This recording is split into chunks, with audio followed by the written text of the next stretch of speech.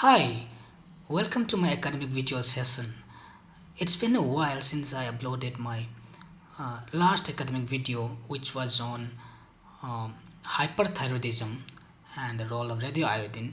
I thought I should make another academic video on differentiated thyroid cancer and role of radioiodine in such uh, type of cancers. So today I'll be discussing about the role of radioiodine in differentiated thyroid cancer. Nuclear medicine is a relatively new specialty as compared to others, and it was in the 1940s people recognized nuclear medicine as a potential medical specialty when an article was published in the Journal of the American Medical Association by Dr. Sidlin mentioning the effective treatment of a patient of thyroid cancer with lung metastasis. And in those days people thought like, oh, there is a new drug which can cure cancer. And what people thought those days still holds true even today as far as differentiated thyroid cancer is concerned. This is all because of this radioactive iodine. And in fact, radioactive iodine is the reason nuclear medicine came into existence. So this is Dr. Sidlin, and this is his famous patient. This is before therapy, and this is after therapy. He was very famous. He was published in the Life magazine in 1949. So what is the molecular basis of radioiodine action? As we all know, iodine is very important for thyroid physiology, and it is used for the synthesis of thyroid hormones. So when iodine is given to a patient, it is taken up by the thyroid follicular cells with the help of a transporter or symporter called sodium iodide symporter, or simply NIS symporter, which symports two ions of sodium and one ion of iodide. And as we all know, all the chemical processes and the biochemical reactions or processes in the body depend on the chemical properties of atoms or molecules. The chemical properties of atoms and molecules depend on the electrons, that is, the electrons surrounding the nucleus, not on the nuclear properties like neutrons or protons. So, radioactivity is a nuclear property, and when we give radioactive iodine, the thyroid follicular cells cannot differentiate radioactive iodine from non-radioactive normal iodine, that is iodine 127, which we get from the diet or iodized salt. Um, so, when we give radioactive iodine, it is taken up in the same process um, uh, by the thyroid follicular cells as that of non-radioactive iodine. But when this radioactive iodine is transported to the thyroid follicular cells, since it is radioactive, it emits radiation in the form of beta particles, that is electrons.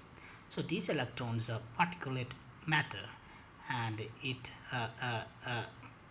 damages the thyroid follicular cells. So that is how radioiodine um, action takes place.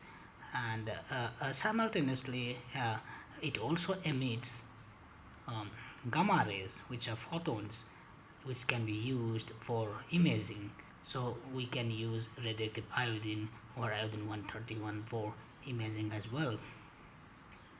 I would like to emphasize that if not specifically mentioned, the term radioactive iodine or radioiodine in my discussion implies to iodine 131 only, because iodine 131 is the most commonly used radioactive iodine in clinical practice.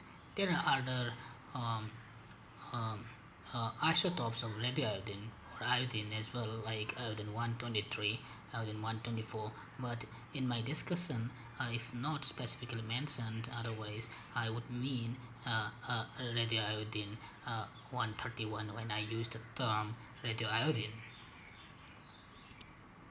So there would be a marginal increase in the number of new cases of thyroid cancer as well as mortality in 2015 as compared to that of 2012. As we can see from this chart, this is largely because of the demographic effect. So coming to the management of differentiated thyroid cancer, patients have to be stratified into different risk groups, uh, like low risk, intermediate risk, and high risk. This risk stratification is not based on the risk for mortality, but rather it is based on the risk for persistent or recurrent disease. So higher risk patients need a more aggressive approach in management, while low risk patients need a more conservative approach. So what are the modalities to diagnose thyroid cancer before surgery? We have thyroid scan. If a cold nodule is seen on a thyroid scan, there is 20 to 25% chance, 20 to 25% chance the thyroid nodule being malignant. We have ultrasound, which is very useful, and we have cytology, which is the definitive form of diagnosis. We usually go for FNA first, and it is very helpful, except in a few cases like follicular neoplasms. So the primary modality of management of treatment of differentiated thyroid cancer is surgery. Surgeons know better than me here, but I just want to just highlight a few points. So if preoperative diagnosis is definitive of severe thyroid, surgeons would go for total or near total thyroidectomy. If not, surgeons would prefer hemithyroidectomy, and based on the nodal status and T stage or other risk factors, surgeons might perform therapeutic or prophylactic neck dissection depending on the individual cases. Now let's assume a patient underwent surgery, and what is the next step in the management? The next step is to perform uh, a radioiodine whole body scan. And how to prepare the patient for this scan? We should not supplement the patient with thyroxine for 4 weeks, at least 4 weeks. The goal is to raise the TSH to more than 30. Uh, if we supplement the patient with the thyroxine, we might need we need to give recombinant human TSH if you want to do uh, uh, the whole body scan without withdrawing the thyroxine. But this is a very costly modality, so we hardly perform. In most of the cases, there will be a residual or lymph nodal or distant metastasis uptake. Such patients need radioactive iodine ablation or therapy or treatment. And in a few cases, around 3 to 5%, uh, uh, there would not be any appreciable uptake in the neck or elsewhere, and we put these patients on long-term follow-up with suppressive dose of levothyroxine. When a diagnostic whole body scan is performed, what is the criteria uh, to call uh, the patient or to label the patient as completely ablated of the remnant? The primary criterion is that there should not be any abnormal concentration of radioactivity in the neck or elsewhere. There are two other adjuvant criteria. Number one, the percentage radioiodine uptake should be less than 0.2%. Unfortunately, most private diagnostic centers do not calculate this percentage uptake, but ideally it should be calculated. Number two, the thyroglobulin level or TG level should be less than 10 nanograms per ml. This TG is stimulated TG, meaning that this TG level has been assessed in the presence of high thyroid stimulating hormone or TSH level, and that is when the TSH level is more than 30. As per guidelines, this TG level should be less than 2 nanograms per ml to completely or confidently level the patient as disease free. But from the clinical and practical point of view, we take this level of 10 nanograms per ml as a good cutoff because it is clear that those patients who have a TG level of less than 2 nanograms per ml will have disease-free status, and it is also clear that those patients who have a TG value level of more than 10 would be having persistent disease or persistent remnant on follow-up. But in those patients who have a TG level from 2 to 10 nanograms per ml, and in this subgroup of patients, around 1/3 of them would be found to have persistent disease on follow-up, and remaining 2/3 would be found to have a disease-free status on long-term follow-up, as indicated by a stable or decreasing trend in the TG value. Nuclear imaging plays an important role in differentiated thyroid cancer. Um, um, in selected cases, before surgery, thyroid scan helps a lot. So, if a cold nodule is seen in the thyroid scan, there would be a high chance that the nodule would be malignant. And after surgery, we perform whole body scan. So it is a modality for staging the patient, and after giving radioactive iodine for remnant ablation or therapy, we do again the whole body scan, that is called post therapy whole body scan, which help in further restaging of the patient. And in the long term surveillance and follow-up of patients, we might need whole body scan depending on the particular clinical conditions. So, pre-surgical evaluation. This patient this patient has undergone uh, prior to FNS. All turned out to be benign, but the clinician was having some doubt. So she referred the patient to us, and we did a thyroid scan. And there was a cold nodule in the lower portion of right lobe of thyroid, and based on this on the finding of this thyroid scan, ultrasound guided FNA was performed, and it turned out that the nodule was indeed papillary thyroid. Patient subsequently underwent total thyroidectomy and remnant ablation. This is a pre-surgical evaluation. Now, post-surgical evaluation. Patient has undergone total thyroidectomy. So, post-surgical evaluation is radioiodine whole body scan. This is the radioiodine whole body scan. This is the anterior view, and this is the posterior view.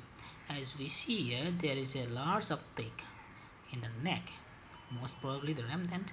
But if we look a little bit more closely, we find there is another uptake which seems to be separate from the main uptake in the neck, and which lies a little bit superior and lateral to the main uptake in the neck.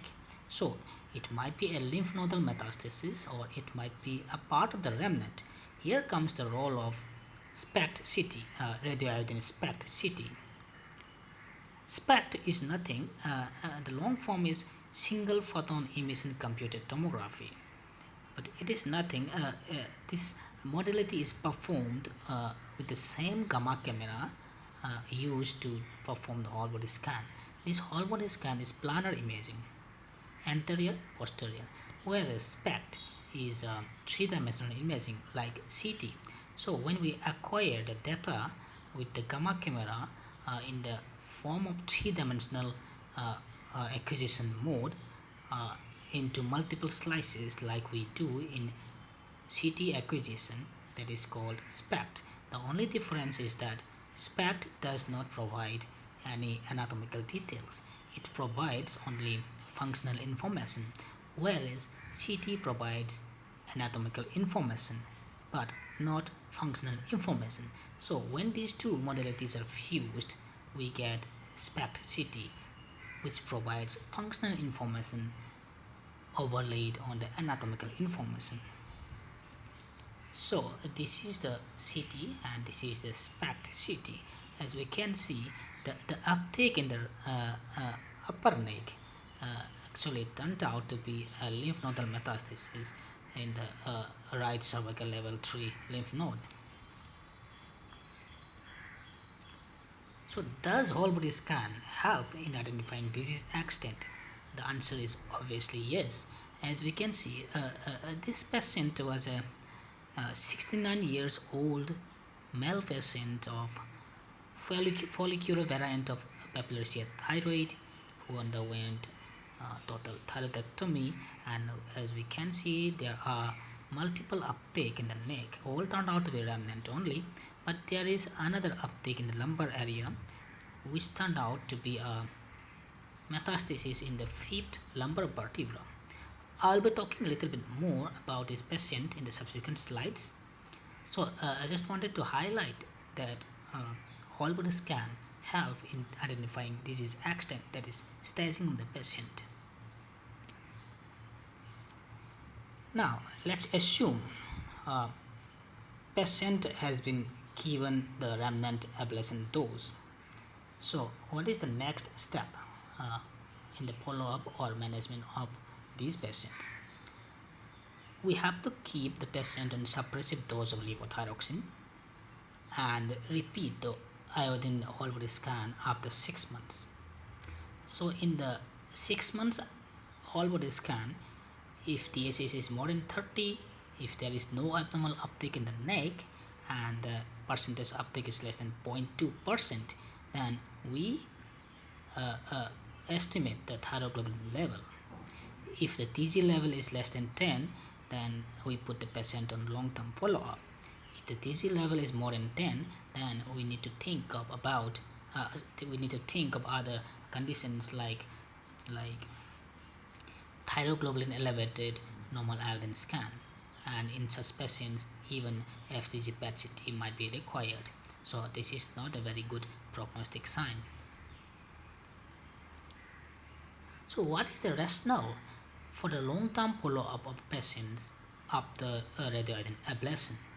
As we can see from this chart, the recurrence rate is higher during the initial 10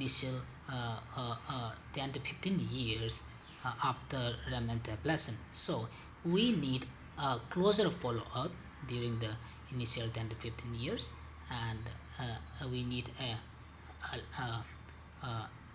larger time gap in the follow-up subsequently. So the usual protocol is annual checkup, ultrasound neck, and a TG estimation for the first 5 years, 2 yearly for the next 10 years, and 5 yearly for the next 15 years. So a total number of 13 visits in 30 years, and sometimes we might need a 5 yearly stimulated TG estimation or whole body scan. Now post-therapy scan after radioiodine remnant ablation dose or radioactive iodine therapy dose. So this is same as that of pre-therapy whole body scan. The only difference is that it is done after giving therapeutic dose of iodine to the patient. So this patient I have already talked about in the previous slide. Is a 69 years old follicular variant papillary thyroid patient who underwent a total thyroidectomy, and there was a metastasis in the lumbar vertebra. So high dose therapy is required in such cases. In fact, this patient received 200 millicurie of radioactive iodine, and this is the pre-therapy scan. Now, after giving 200 millicurie of radioiodine, this is the post-therapy scan. As we can see, the lumbar uptake is quite visible very well, and but there are two other foci of uptake in one in the dorsal region and the other in the right hip region. So all these turned out to be metastases, one in the D8 vertebra and the other in the right acetabulum anterior lip. So these lesions, this is the pre-therapy scan. We did not see these lesions in the pre-therapy scan, but we found these lesions in the post-therapy scan. Why? What is the reason why these lesions sort of in the post-therapy scan? The reason is that diagnostic whole body scan pre-therapy or before radioiodine therapy is done with a very low dose of radioactive iodine, say around 2 to 3 millicurie. So when we give this small amount of radioiodine, most of these most of the radioiodine goes to the big remnant, or say some metastasis in the lymph nodes, but little radioiodine is available for the small metastatic foci to take up. So that's why diagnostic whole body scan sometimes underestimates disease burden. But when we do the scan after giving radioactive iodine, say it was 200 millicurie in this patient, there is plenty and enough amount of radioiodine in the blood pool of the patient. So even these small metastatic foci will take up and show up in the post-therapy scan.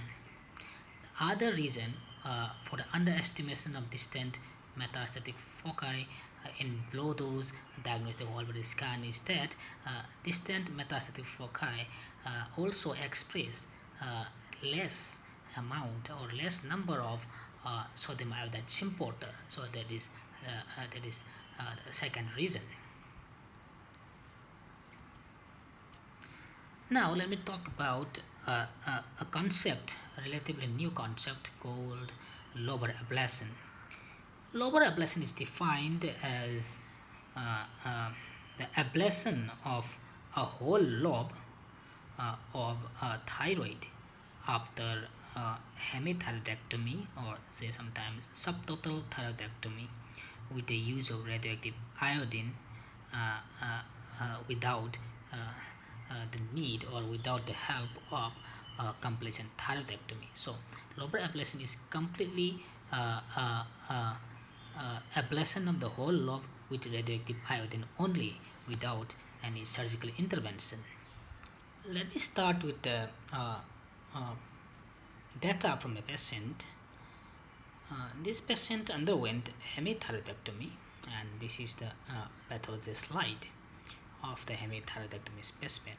This is a papillary thyroid, and the patient received a lobar ablation dose. So after a few months, patient underwent completion thyroidectomy, and this is the specimen from the this is the pathology report or a slide from the completion thyroidectomy specimen.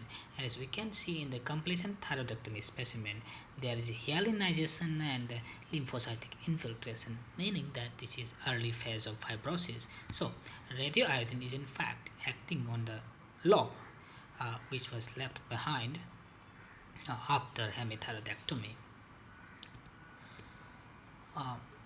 Professor C.S. Ball was one of the pioneers who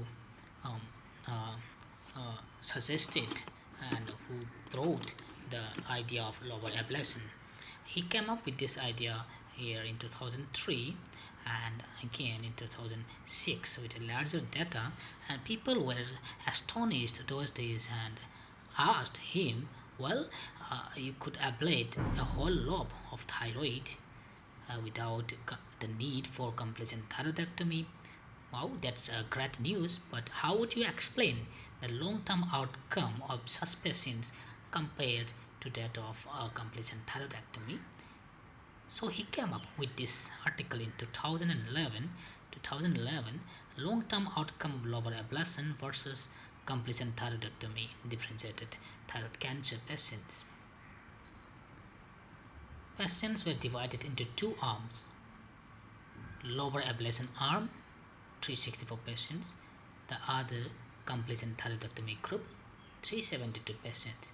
This completion thyroidectomy is not completion thyroidectomy alone, but it is completion thyroidectomy followed by radioactive remnant ablation dose, whereas this lobar ablation group is only radioactive iodine group without any surgical intervention. As we can see here, with the first dose, the ablation rate was more in the completion thyroidectomy group. However, with the second dose, the ablation rate became equivalent. What is more interesting is the long-term outcome. Say around 4% of those patients in the lobar ablation group had recurrence, whereas around 2% in the completion thyroidectomy group had recurrence, which was not significant. So what does it mean? It means that lobar ablation might be an alternative to completion thyroidectomy in selected cases, and we might need as much as 2 doses of radioactive iodine to completely ablate the whole lobe. One thing I would like to mention here is that the dose for remnant ablation is equivalent to the dose for lobar ablation, that is around 30 to 40 millicurie only. So we do not need a higher dose for lobar ablation. As we can see, the survival also did not differ between the two groups. So why there is a need for lobar ablation? There are two main reasons, and I would like to explain the first one with an interesting case. This was a patient who was found to have follicular neoplasm and FNA, and when the patient underwent hemithyroidectomy. So right lobe is not seen here in the thyroid scan. This is the left lobe. And histopathology of the hemithyroidectomy specimen turned out to be multicentric papillary thyroid follicular variant, and the patient was not interested for completion thyroidectomy, so we had to keep the patient on follow-up. So this is the whole body scan after 6 months. It is quite surprising. There is a large remnant in the neck. This is the lobe, intact lobe after hemithyroidectomy, but there is also an intense uptake in the dorsal region, which was a metastasis in the D8 vertebra. So we are lucky in this patient to pick up this metastasis in the presence of a whole lobe or big remnant in the neck. Most of the time, these metastatic foci are small, and except in this patient, most of the time these metastatic foci are small, and if you perform a whole body scan in the presence of a big remnant or whole lobe, these small metastatic foci will not be seen very frequently. So these metastases will be underestimated. This is something equivalent to our day-to-day experience. We call it the sun and the star effect. So during the daytime, we see the sun, but we do not see the stars. It does not mean that the stars are not there during daytime. The sun is so bright, the stars could not be seen. So we have to wait for the night to come in order to see the stars. Similarly, the big remnant of whole lobe here is the sun, but there might be so many other stars which are metastatic foci, small metastatic foci, which are not seen in the presence of this sun. So we have to remove this sun so that we could see any other metastatic foci.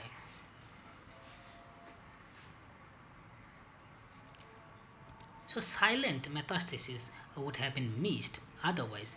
I had a very similar experience a few months back. The patient was a 34 years old female patient of follicular shear thyroid who underwent hemithyroidectomy in 2007, and but she did not have any subsequent management in the form of completion thyroidectomy or lobar ablation or any type of scanning.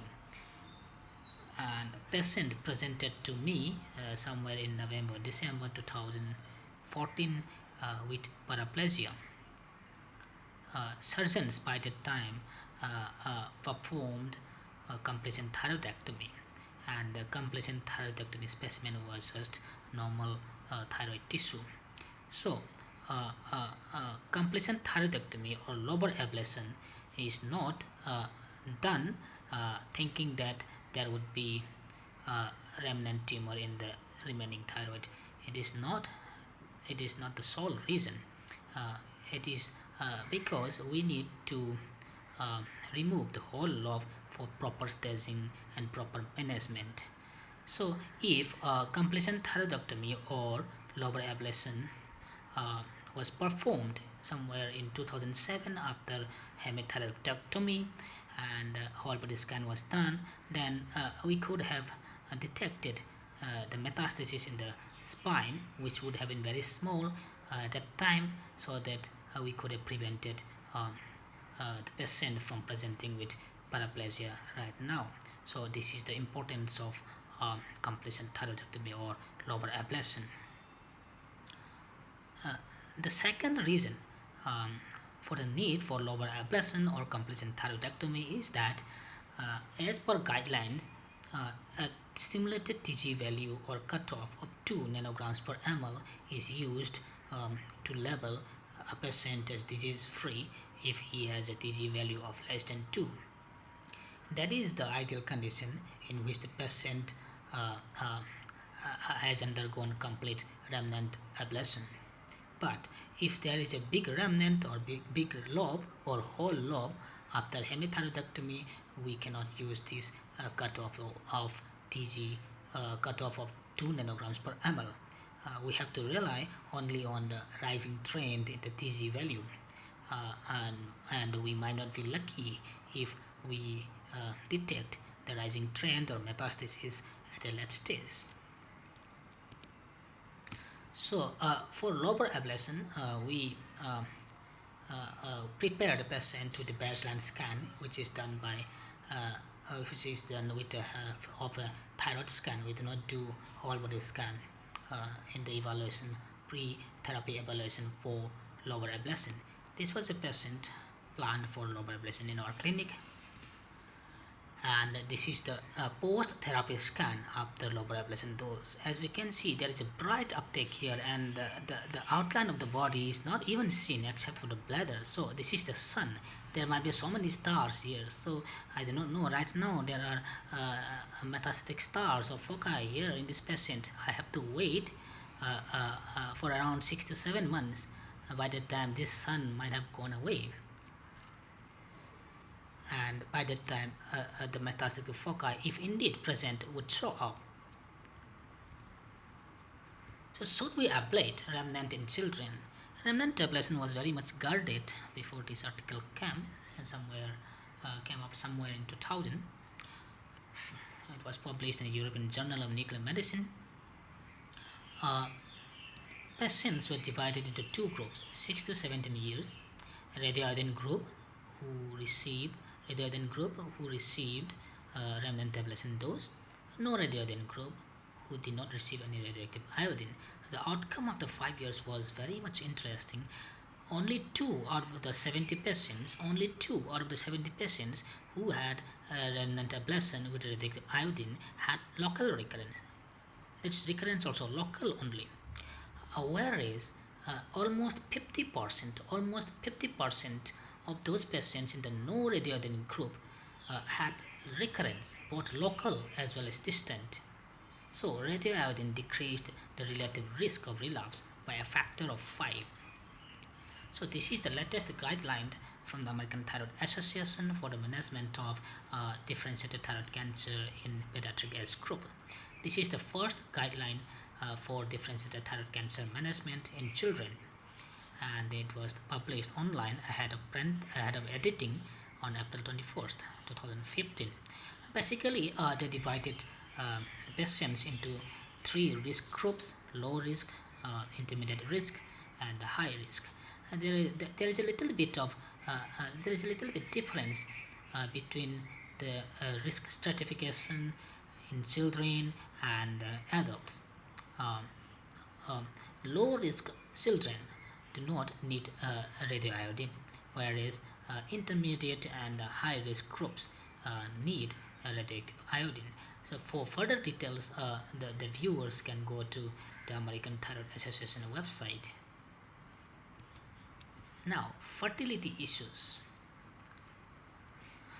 I am very grateful to the All India Institute of Medical Sciences, New Delhi, for this clinical picture. Patient was diagnosed as papillary thyroid with nodal and bilateral lung metastasis and received started treatment in 1984.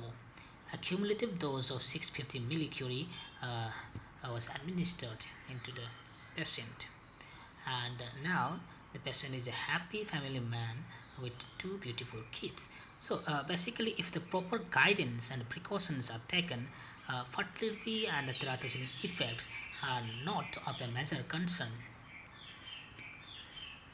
I would like to conclude with a very interesting case. So this was a 24 years old male patient, follicular variant of papillary thyroid, who underwent total thyroidectomy in November 2014 and presented and came to us for further management.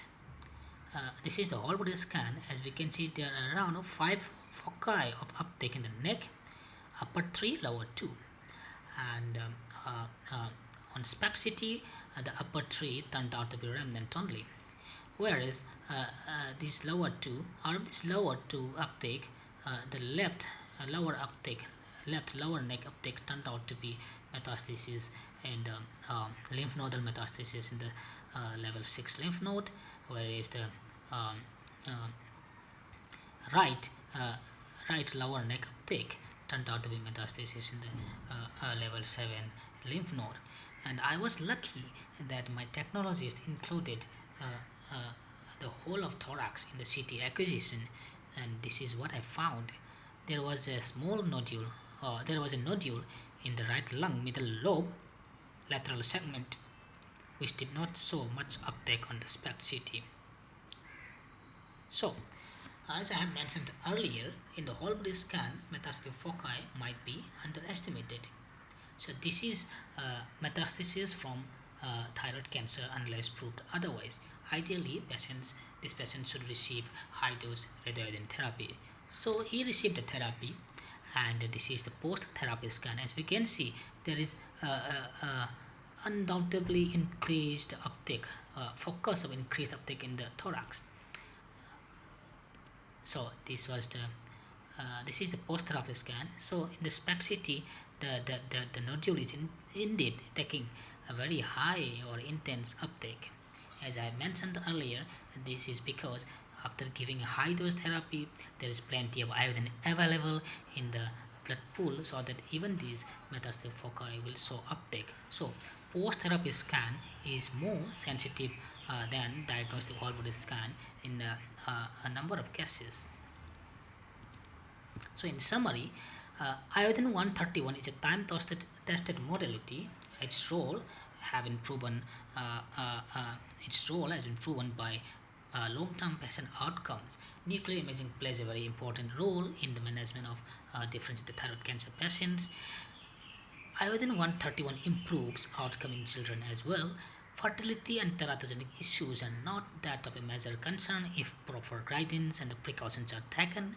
Mortality from iodine concentrating differentiated thyroid cancer is a shameful ignorance, and this ignorance has to be shared equally by both the patient party and medical fraternity. So it might be horrifying to imagine the outcome of differentiated thyroid cancer patients had iodine 131 been not there. So with this, I would like to conclude and thank you all for viewing this video. Thank you so much.